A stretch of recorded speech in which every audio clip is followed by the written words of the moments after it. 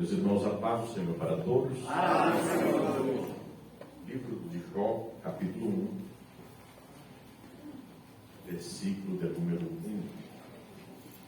Jó, capítulo 1.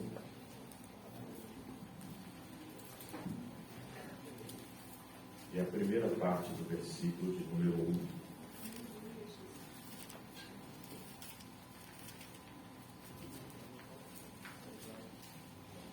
Jó, capítulo 1, versículo 1.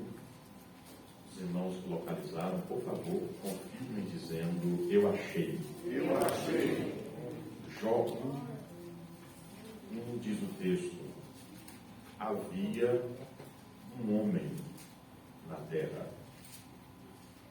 Os irmãos podem repetir só essa parte, por favor? 1, 2, 3. Havia um homem na terra. Havia um homem na terra. Havia um homem na terra. Você pode dizer amém? Amém. Deus abençoe. Podeis tomar os vossos assentos. Deus, através de Cristo, seu amado Filho, continue nos abençoando nesta noite. Como de fato Ele já tem feito isso até o presente momento. Nós cremos que Ele vai continuar fazendo, porque o Senhor é fiel. Amém? Nós somos gratos ao Senhor pelo privilégio de podermos estar na sua casa, na sua presença, e não só estar, mas também poder adorá-lo na beleza da sua santidade. Deus seja louvado por este privilégio. Quero igualmente louvá-lo pela vida dos nossos pastores, registrar uma palavra de gratidão pela vida do nosso pastor presidente, pastor Sebastião Tavares, a sua esposa, a sua família, bem como pela vida dos nossos vice-presidentes em questão, pastor Mendes, pastor Ezio Marinho, pastor Esaú, pastor Fernando, os nossos vice-presidentes. Que Deus continue abençoando e enriquecendo cada vez mais, bem como todos os pastores e os ministros que aqui estão no altar. Deus seja sempre louvado pela vida dos senhores. Seja Deus louvado pela sua igreja também aqui reunida, congregada, com o propósito firme de adorá-lo na beleza da sua santidade. Deus seja louvado pela sua vida. Amém? Glória a Deus. Eu quero, meus irmãos, baseado no tema, no texto que nós lemos, meditar com os irmãos sobre o tema sustentáculos da vida de Jó. Sustentáculos da vida de Jó. O livro que tem esse título, Jó, é um dos chamados livros poéticos. O Antigo Testamento, para fins de estudo, ele está dividido em 5 partes. O Pentateuco, com os 5 primeiros livros da Escritura Sagrada, também os livros históricos, com 12 livros, e os livros poéticos, com 5 livros. Também ainda temos chamados profetas maiores e os profetas menores, ao todo 17 livros, somando assim 39 livros no Antigo Testamento. E esse livro de Jó, ele está inserido dentro do contexto que nós chamamos de livros poéticos, porque ele é escrito nesse formato, nessa formatação. É escrito no formato de poesia. É claro que é poesia hebraica, mas é um livro chamado de poético. E nós temos nesse livro um dos maiores relatos em toda a existência humana de um homem que passa por um sofrimento e uma dificuldade quase que inimaginável. Mas o nome Jó significa aquele que suporta a provação. Esse homem consegue vencer a provação. E vencendo, ele se torna um exemplo de vencedor, um exemplo de fé. Tiago, capítulo 5, versículo 11, o apóstolo diz: tendes visto da paciência de Jó e o fim que o Senhor lhe deu. Ele é um exemplo de perseverança, de fé firme no Senhor. Também é um exemplo de integridade. Toda vez que Deus deseja falar de integridade, Ele usa o nome de 3 homens na Escritura Sagrada. Ezequiel 14, versículo 14. Deus toma o profeta Ezequiel e diz que vai destruir um povo, uma geração, uma nação. Mas o Senhor faz uma ressalva. Ele diz: ainda que esteja no meio dela, esses 3 homens, e ele cita Noé, Daniel e Jó. Noé é o patriarca que viveu antes do dilúvio. Gênesis capítulo 6, versículo 8. A Bíblia diz que Noé achou graça aos olhos do Senhor. E o versículo 9 explica o porquê desta graça, deste favor. Diz o texto que Noé era um homem reto e justo no meio de uma geração perversa e corrompida.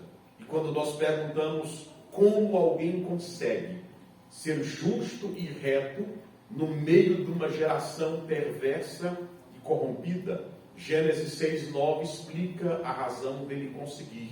Diz o texto que Noé andava com Deus. O outro nome citado é Daniel. Daniel, desde a mais tenra idade, propôs no seu coração não se contaminar com os manjares do rei, nem com o vinho que ele servia na sua mesa. Integridade. Esse voto não ficou apenas na sua juventude. Cerca de mais ou menos 60 anos depois, Beltesazar pergunta para ele: és tu aquele mesmo Daniel? Ele está querendo saber se ele é o mesmo jovem íntegro que não se contaminou. E o capítulo 6, versículo 10 diz: Daniel, pois, quando soube da escritura assinada pelo rei, subiu ao seu quarto, dobrou os seus joelhos, onde ele tinha uma janela aberta para as bandas de Jerusalém, e onde se punha de joelhos e orava 3 vezes ao dia, costumeiramente. O resultado desta vida é o versículo 4 do capítulo 6, onde o texto diz que perscrutaram sua vida, seu viver, e não encontraram nele nenhum vício e nem culpa alguma. Integridade. E o outro exemplo que Deus toma de integridade é Jó. O próprio Deus dá testemunho dele. Jó capítulo 1, 7. Deus pergunta a Satanás: de onde vens? Ele diz: de rodear a terra e passear por ela. E o Senhor pergunta a ele: observastes tu o meu servo Jó, homem íntegro, reto, temente a Deus e que se desvia do mal? O próprio Deus dá testemunho da integridade de Jó. E o livro que toma o seu nome começa com esta afirmação: havia um homem.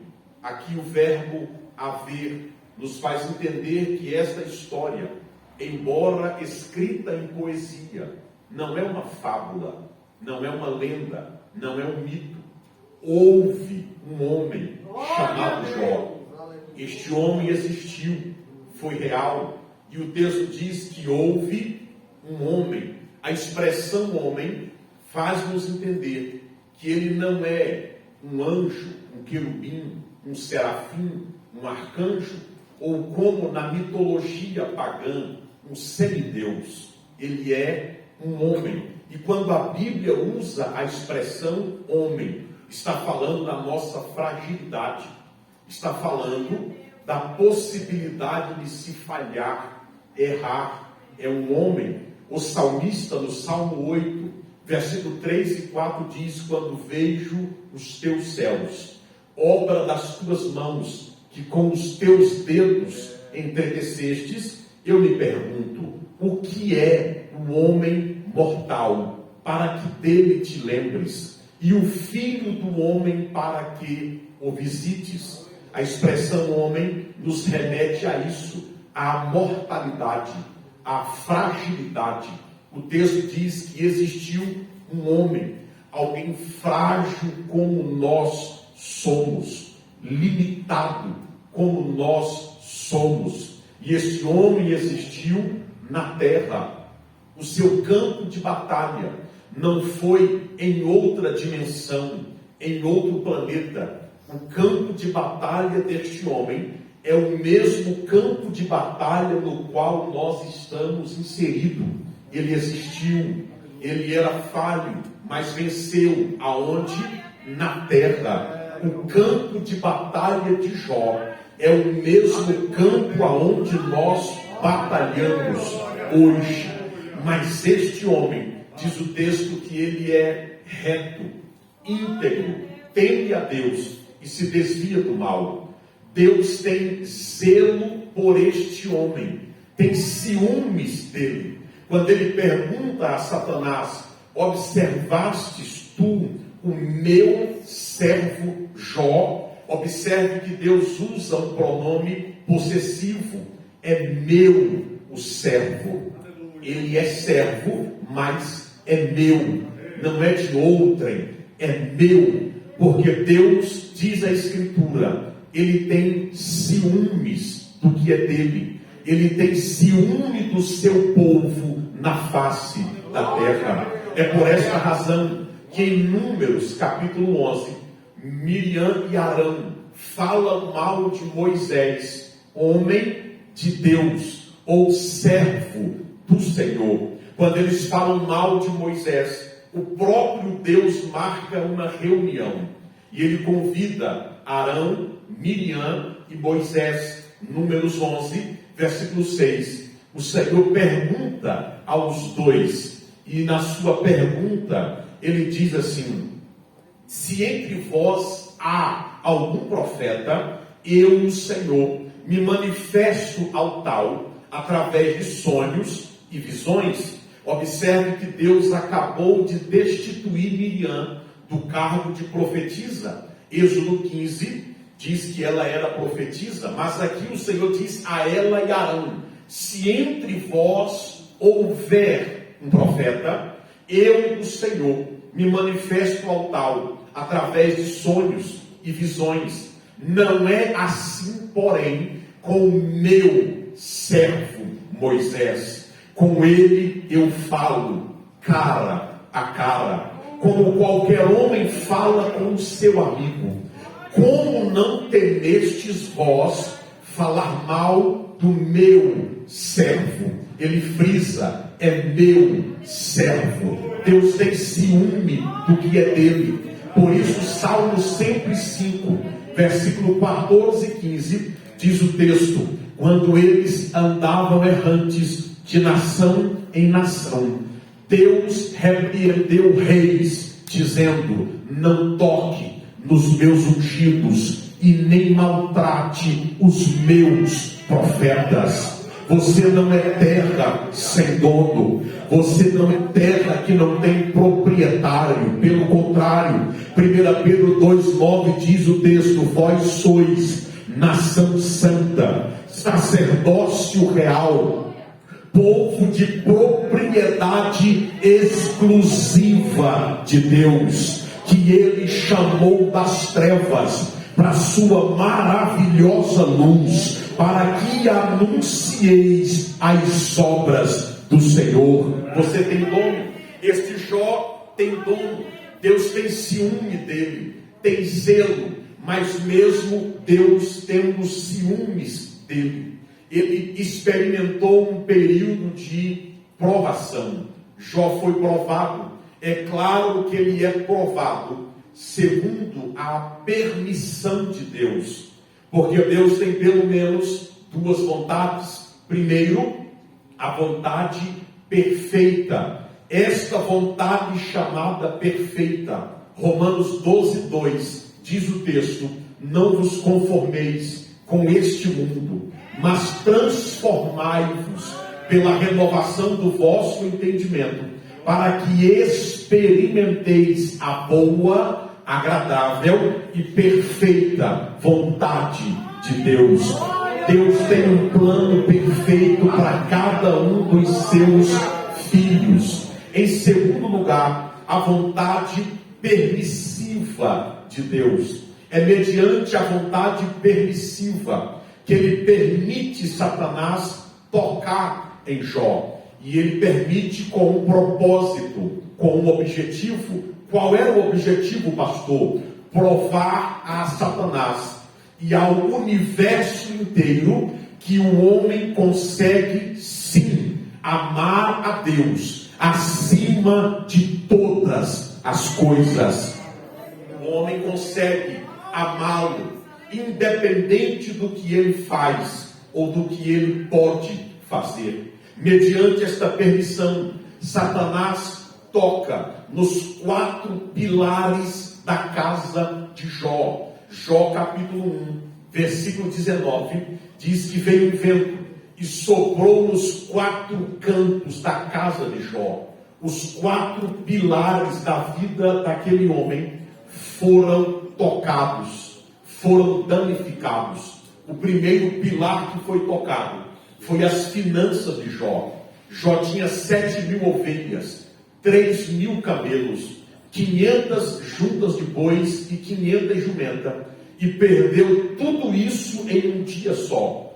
Casas, fazendas, propriedades, tudo se foi. O segundo pilar da sua casa que foi tocado foi a vida dos filhos de Jó. Jó tinha 7 filhos homens, 3 filhas mulheres.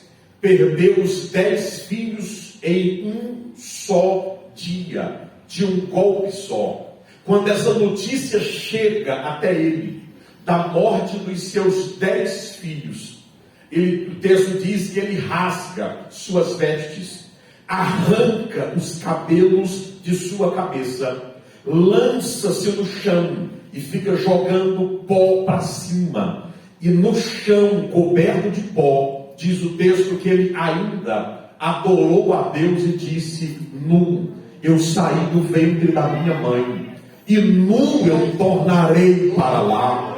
O Senhor me deu, o Senhor tomou. Bendito seja o nome do Senhor.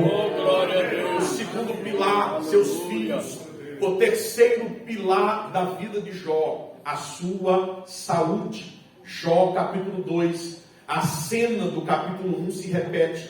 E desta feita, Satanás recebe permissão para tocar no corpo de Jó. E ele sai da presença de Deus e toca em Jó, do alto da cabeça até a planta dos seus pés.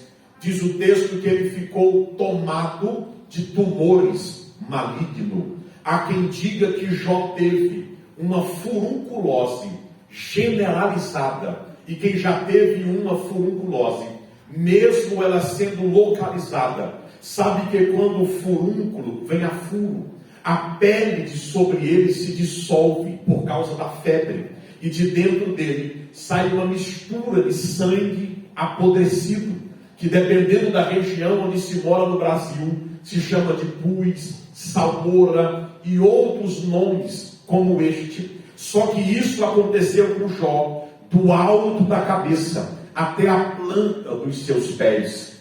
Ele não tinha como permanecer dentro da cidade. Ele é colocado dos muros para fora, do lado de fora. Ele foi para o lugar onde o lixo da cidade era queimado. E lá onde o lixo era queimado, ele assentou-se na cinza. Aquela cinza apegou-se àquele pus e criou uma cróstata no corpo de Jó. Veio uma mosca e depositou bichos ou varigeiras no corpo daquele homem. Jó, capítulo 7, versículo 5, ele diz: a minha carne está quebradiça e súpura, vermes passeiam pelo meu corpo. Ele não tem unhas para se coçar. A infecção fez com que suas unhas viessem a cair. Jó capítulo 2, versículo 8, diz que ele tomou um caco de telha e com ele se coçava, tentando sentir algum alívio. Nesse momento de sofrimento, o quarto pilar da casa de Jó é quebrado. O casamento de Jó, a sua vida conjugal. Jó capítulo 2, versículo 9. A esposa se aproxima dele nessa situação e diz: homem, tu ainda se conserva íntegro a este Deus? Amaldiçoa ele e morre. Os quatro pilares da casa de Jó foram tocados. E Jó não perde só isso. Todo o prestígio que ele tinha, toda a honra que ele gozava, toda a consideração que ele tinha da comunidade, foi-se junto com tudo que ele perdeu. Jó capítulo 19, versículo de número 14, ele desabafa e ele diz assim: os meus parentes me abandonaram e os meus conhecidos se esqueceram de mim. Os que se abrigam na minha casa e as minhas servas me consideram como um estranho. Vim a ser um estrangeiro aos olhos dele. Chamo o meu servo e ele não me responde. Tenho de suplicar-lhe eu mesmo. O meu hálito é intolerável à minha mulher, e pelo meu cheiro eu me tornei repugnante. Até as crianças me desprezam. Quando tento me levantar, zombam de mim. Todos os meus amigos íntimos me detestam. Até os que eu amava se voltaram contra mim. Aí ele começa a descrever seu estado atual. Os meus ossos se apegam à minha pele e à minha carne. Escapei só com a pele dos meus dentes. Quando a febre nos pega, é comum os lábios estourarem a pele. E Jó diz que ele está escapando, se alimentando desta pele dos seus lábios. Seus amigos íntimos o deixaram. 3 deles, Elifaz, Bildade e Zofar, ficam sabendo da sua prova, saem de onde residem e vêm para vê-lo. Quando eles chegam, que veem a situação em que Jó se encontra, o texto diz que os 3 amigos ficaram em silêncio 7 dias. No Oriente Próximo, naquela época, 7 dias era o período de luto que se guardava por alguém que havia falecido, morrido. Os amigos estão dizendo: a situação dele é tão crítica que não há mais esperança. Vamos cumprir o luto, porque Jó já está morto. Não há esperança para ele. É por isso que o próprio livro de Jó diz que a árvore que foi cortada, ainda que a raiz morra na terra, ao cheiro das águas ela brotará e tornará a nascer de novo. Porque Jó é um exemplo disso. Mas o livro que narra toda esta história termina dizendo que Deus mudou o cativeiro de Jó e lhe deu o dobro de tudo quanto antes ele possuía. Jó é sinônimo de vitória, milagre, revirada, uma viravolta na vida. Jó é sinônimo de que não importa o sofrimento que estejamos vivenciando, se continuarmos firmes, a vitória já é nossa, pelo sangue de Jesus. É claro que quando nós analisamos uma história como esta, nós ficamos nos perguntando, irmãos, qual é o segredo de um homem como Jó? O segredo da sua saúde emocional, o segredo da sua saúde espiritual e o segredo da sua vitória. Porque esse homem tinha razões de sobra para entrar em uma depressão, para entrar num período de pânico e para tentar contra a sua própria vida. Mas em momento algum nós encontramos Jó tentando cometer, por exemplo, suicídio, tirar a vida. Nós não encontramos Jó desta forma. Não encontramos Jó desesperado da vida. E nós ficamos nos perguntando: o que sustentou este homem em meio à sua prova? E eu quero destacar essa noite 3 pontos que sustentaram a vida dele. Esses 3 pontos estão lá na primeira carta aos Coríntios, no capítulo 13, onde Paulo diz assim: permanecerá a fé, a esperança e o amor. Esse tripé sustentou a vida de Jó. Foi o sustentáculo da vida daquele homem. O primeiro pezinho do tripé foi uma fé viva em Deus. Jó tinha uma fé viva em Deus. Eu não vou usar esta noite a expressão inabalável. Por que não, pastor? Porque fé inabalável é algo que praticamente não existe. E por que não existe? Porque a nossa fé vem vez, vai vez, ou de quando em quando, ela se encontra abalada. Há momentos que nós estamos meio 29, 30. A nossa fé abala. O próprio pai da fé, Abraão, Deus diz para ele: tu terás um filho e ele vai vir através de Sara. Sabe o que ele fez? Ele sorriu, ele deu gargalhada. Aí o Senhor pergunta para ele assim: acaso haveria alguma coisa difícil para mim? Dentro de 1 ano, tu abraçarás um filho. Aí quando Sara fica sabendo que vai ser mãe, sabe o que ela faz? A mesma coisa que Abraão fez. Ela bota a mão no rosto e sorri. Quando ela sorriu, o Senhor diz: Sara, por que foi que tu riu? Ela diz: Senhor, eu não ri. Mas o Senhor diz: tu sabes que riste. E por quanto riste, tu terás um filho. E o nome dele será Isaque. Isaque significa riso. O nome do menino era Deus mexendo com o pai dele e com a mãe dele. Imagine o menino dando os primeiros passos dentro de casa.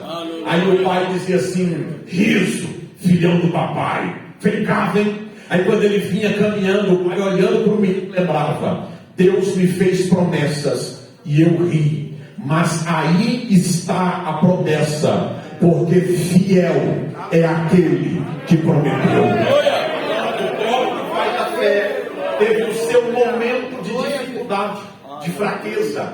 Isso acontece com todos nós, irmãos. Em algum momento da vida, em meio às batalhas da vida, nós estamos às vezes pensando: é o fim, agora cheguei no fim da picada. Mas precisamos, a despeito de tudo, manter a nossa fé viva em Deus. Jó tem esta fé viva. Jó 19, versículo 25. Lá no capítulo 19 é onde ele descreve a situação que ele está vivendo. Ele diz: todos me abandonaram, até as crianças zombam de mim. O meu servo e a minha serva, se eu quero alguma coisa, eu devo ficar suplicando. A esposa não tolera o hálito. Mas no versículo 25 ele diz: mas eu sei que o meu Redentor está vivo, e um dia ele se levantará sobre a terra.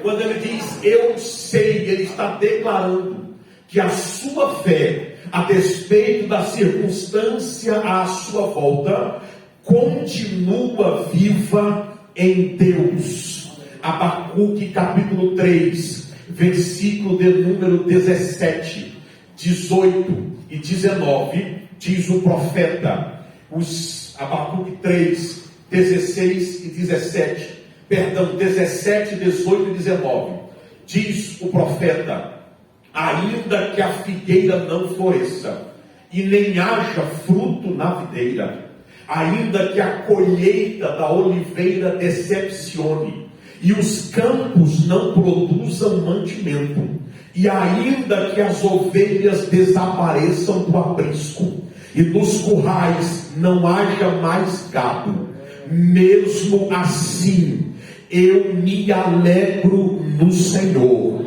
e exulto no Deus da minha salvação.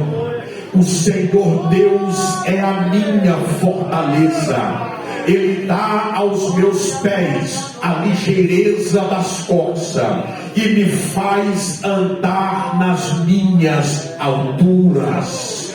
Isto é fé viva em Deus. Não importa o que está acontecendo à nossa volta, continue confiando nele. É isso que acontece com Jairo.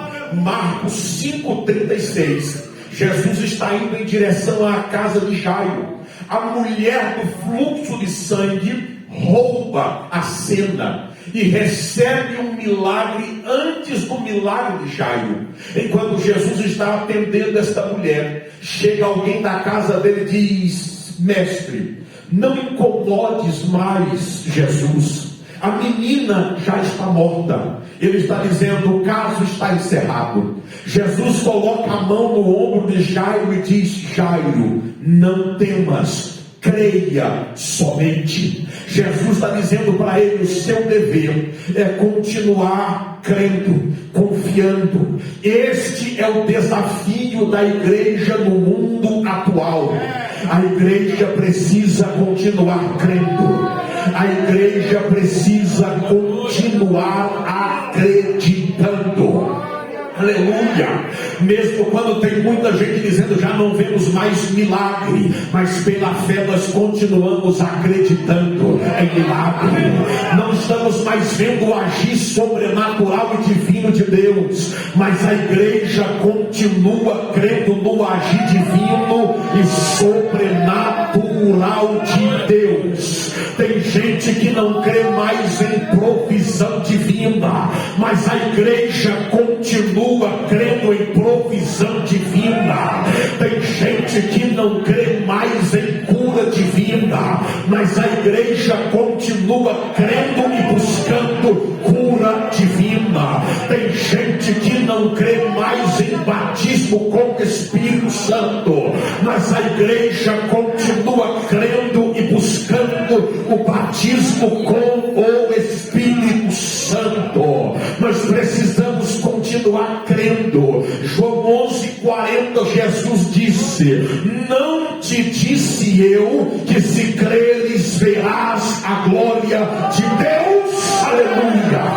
Continue acreditando, continue crendo, continue confiando, porque Ele é poderoso. Para quê, pastor? Para fazer muito mais além daquilo que pedimos e daquilo que pensamos. A igreja precisa continuar acreditando. 1 João capítulo 5:4 diz o texto: todo aquele que é nascido de Deus vence o mundo, e esta é a vitória que vence o mundo, a nossa fé. Todo aquele que é nascido de Deus vence o mundo. Se você puder perguntar para alguém, pergunte para ele ou para ela: você é nascido de Deus? Você é nascido de Deus? Você nasceu de novo? Você é nascido de Deus? Se é nascido de Deus, é nascido para vencer. Como, pastor? Vencer pela fé. Vencer pela fé. Vencer pela fé. Pela fé, a vitória já é nossa. Pelo sangue de Jesus.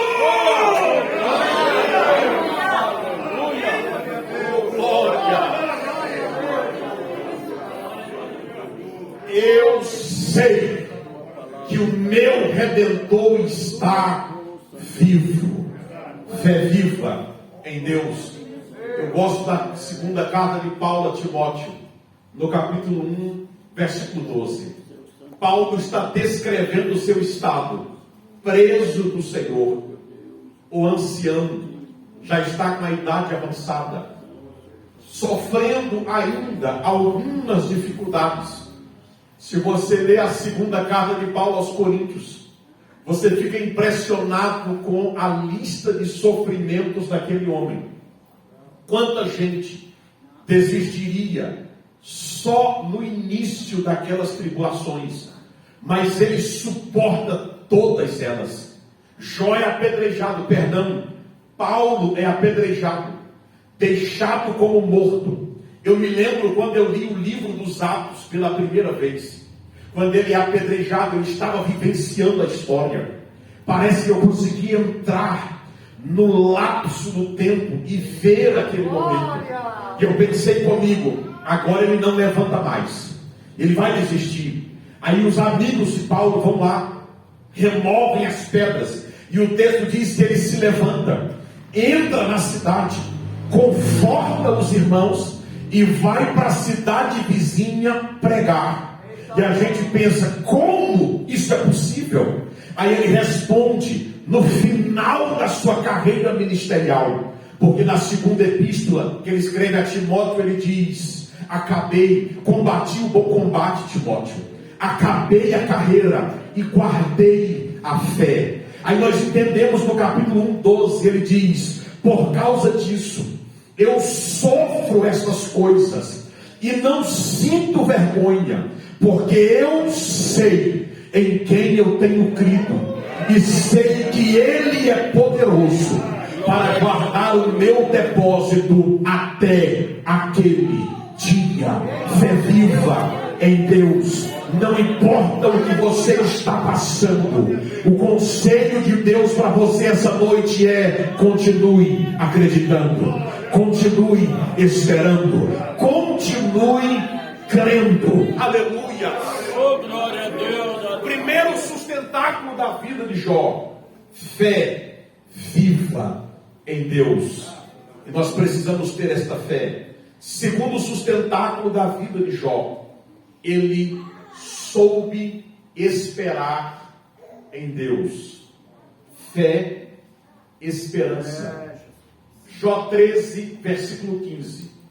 No meio da sua grande luta, ele diz: ainda que ele me mate, nele eu esperarei.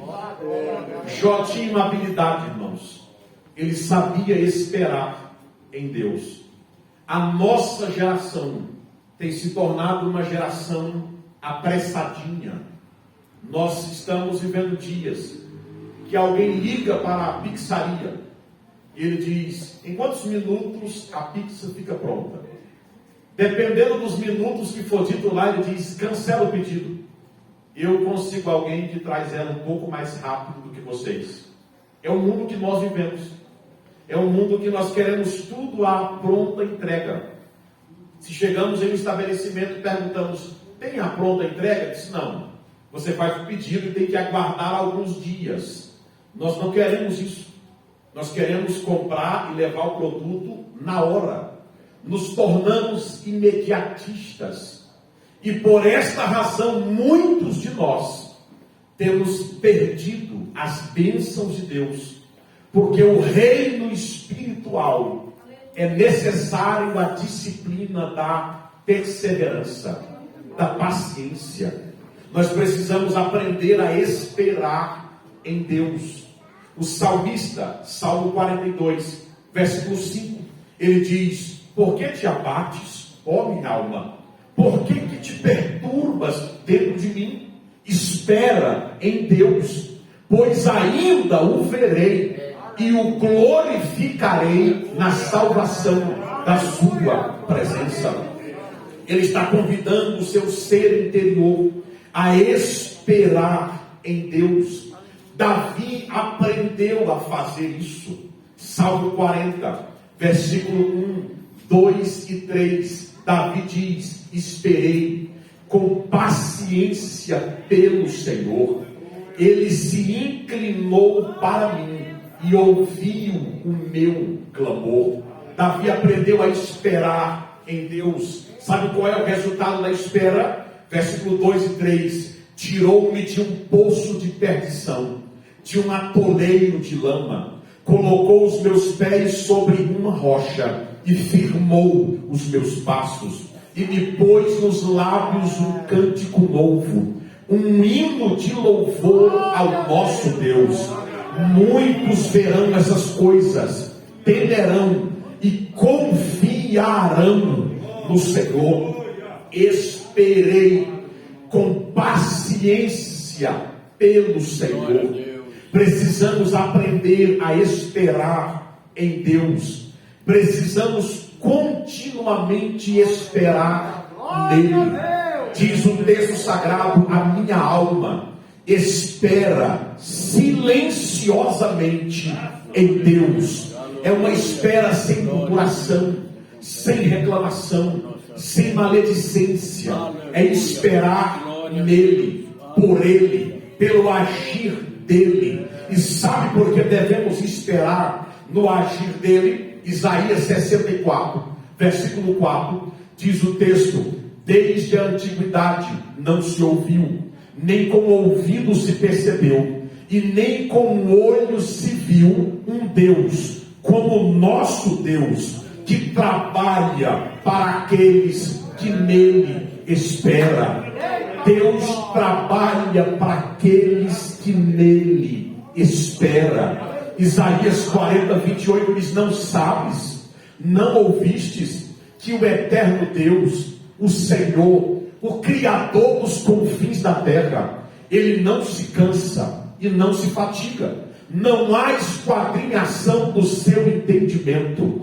Ele dá força ao cansado e multiplica o vigor a quem não tem mais nenhum vigor. Até o jovem se cansa e cai, mas os que esperam no Senhor renovarão as suas forças, subirão com asas como águia, correrão e não se cansarão, caminharão e não se fatigarão. Aleluia! Espera nele, espera nele, espera nele.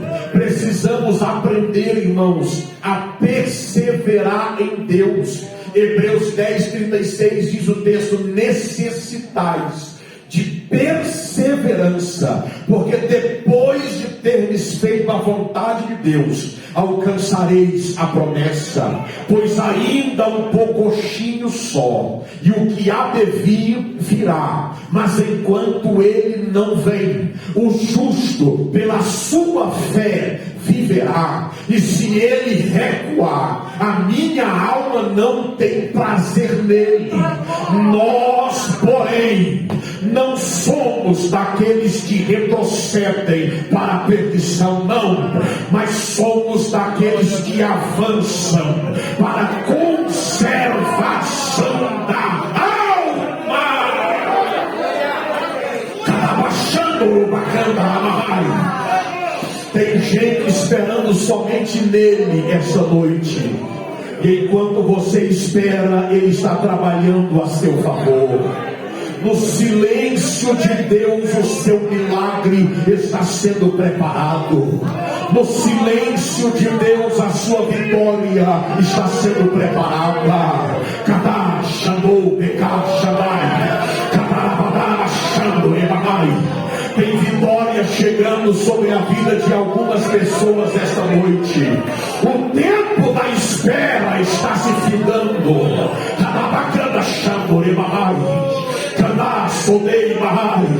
Você que está esperando, o Senhor diz assim, ó, Isaías 43, 18: ei, não vos lembreis das coisas passadas, e nem considereis as antigas, porque eu estou fazendo algo novo, e já está saindo a luz.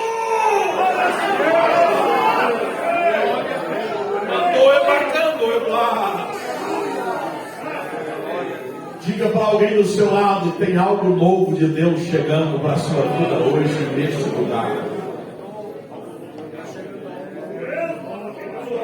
Tem algo novo de Deus chegando para a sua vida. Continue só aguardando. Vai ter culto de ações de graça. Vai ter culto de testemunhos só para você contar vitória.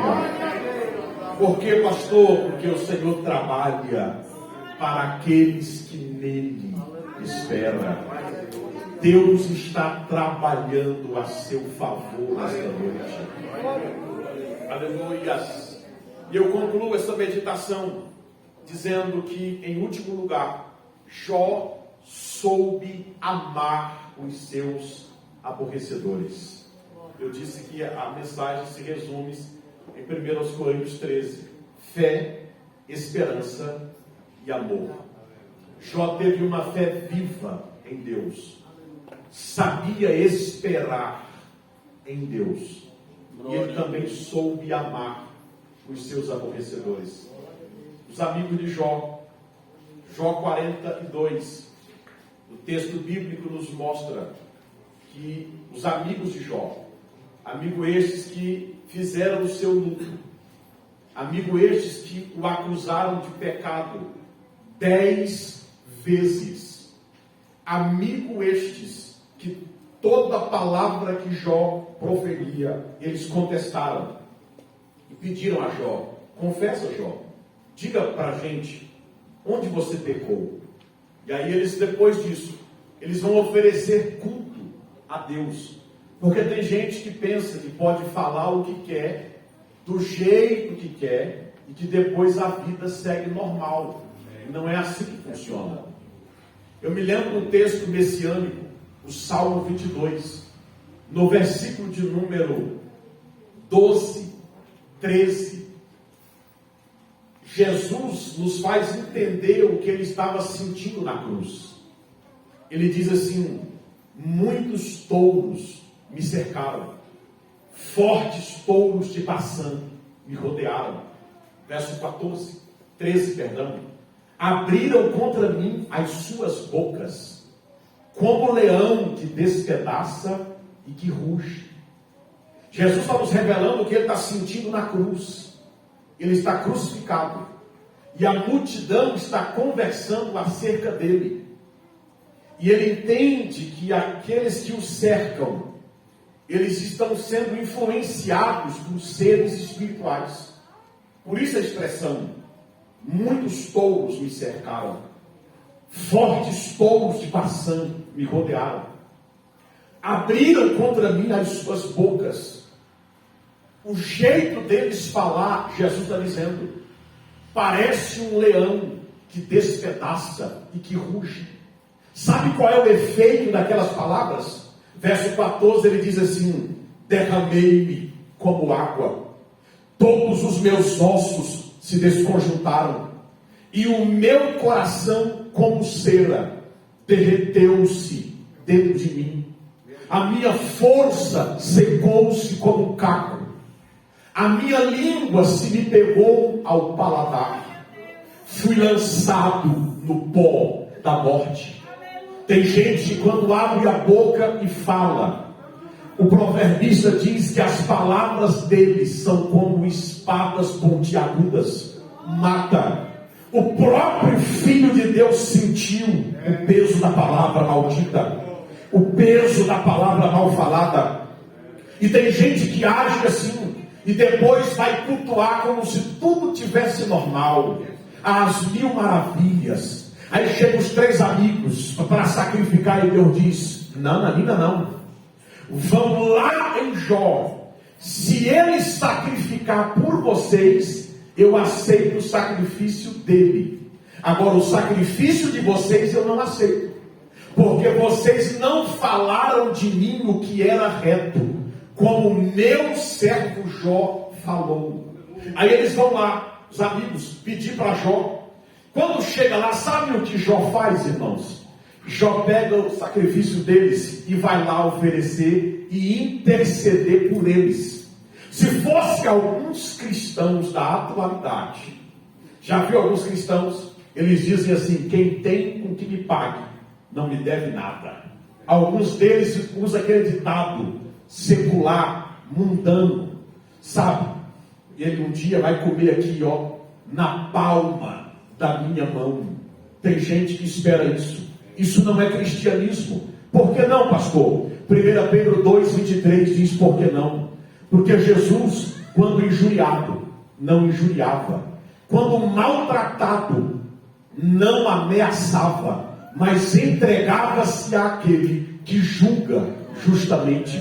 Foi ele quem nos ensinou, dizendo: amai os vossos inimigos, orai pelos que vos perseguem, abençoai os que vos maldizem. Sabe o que Paulo, ele assimilando o cristianismo autêntico, verdadeiro, ele escreve, Romanos 12, versículo 11: quanto ao zelo, não sejam preguiçosos, sejam fervorosos de espírito, servindo ao Senhor, alegrem-se na esperança, sejam pacientes na tribulação e perseverai na oração. Romanos 12, versículo de número 17 a seguir, ele diz: irmãos, não pagueis o mal com o mal. Ele diz no verso 18: se possível for, tenham paz com todos os homens. Aí ele diz: amados, não vos vingueis a vós mesmos, mas dai lugar à ira, porque escrito está: minha é a vingança, eu recompensarei, diz o Senhor. Portanto, se o teu inimigo tiver fome, dá-lhe de comer, se tiver sede, dá-lhe de beber. Fazendo isto, amontoarás brasas sobre a sua cabeça. Não te deixes vencer do mal, mas vence o mal com o bem. Jó tem o Espírito de Cristo. Quando os amigos vêm, ele diz: calma, eu vou orar por vocês. Ele soube amar os seus aborrecedores. Como nós precisamos aprender essas lições? Amar aqueles que nos aborrecem.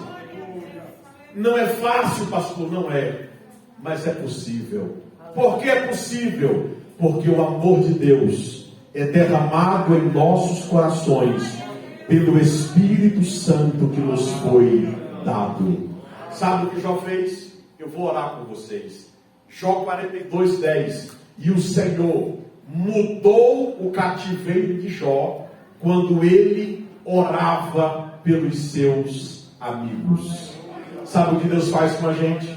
Quando você está orando por alguém que te amaldiçoou, e na sua oração você está dizendo assim: Senhor, eu abençoo ele em teu nome, que ele seja bendito do Senhor. Deus vai mudando a sua sorte. Deus vai mudando a sua sorte. Deus vai mudando a sua sorte. E o Senhor deu a Jó o dobro de tudo quanto dantes ele possuía. Se coloque de pé em nome de Jesus.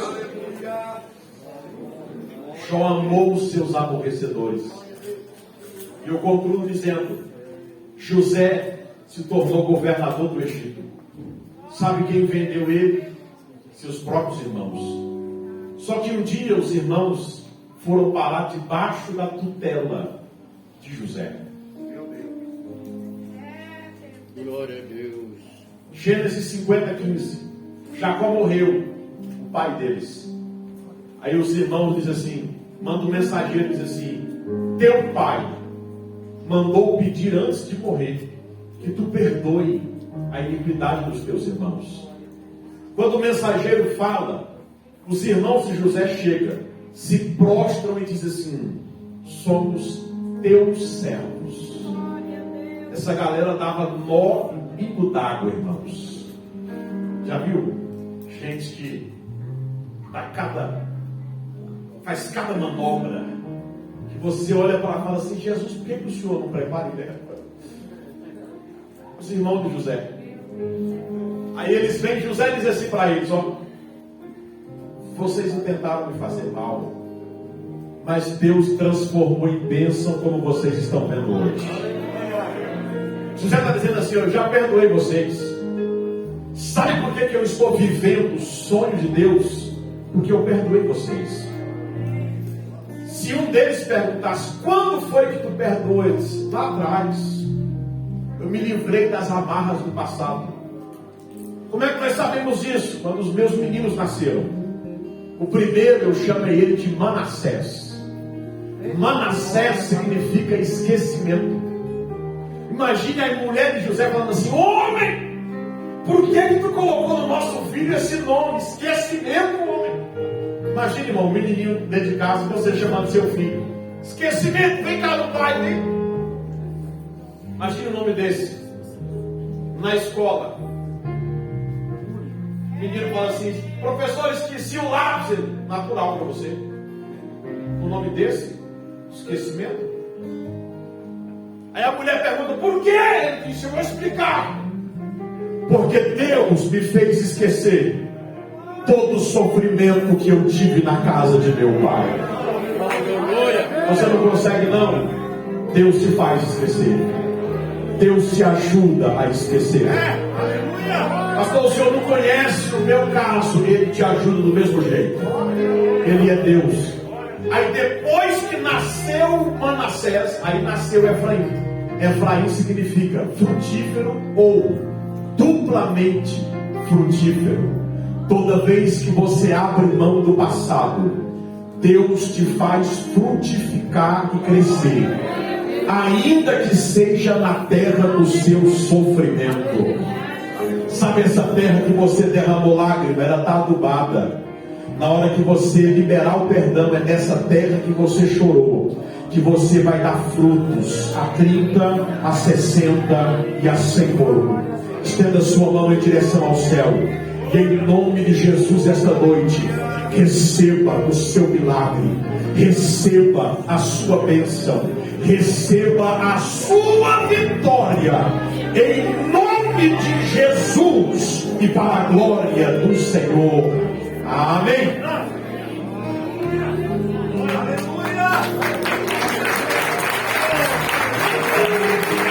Aleluia. Pode dizer mais forte.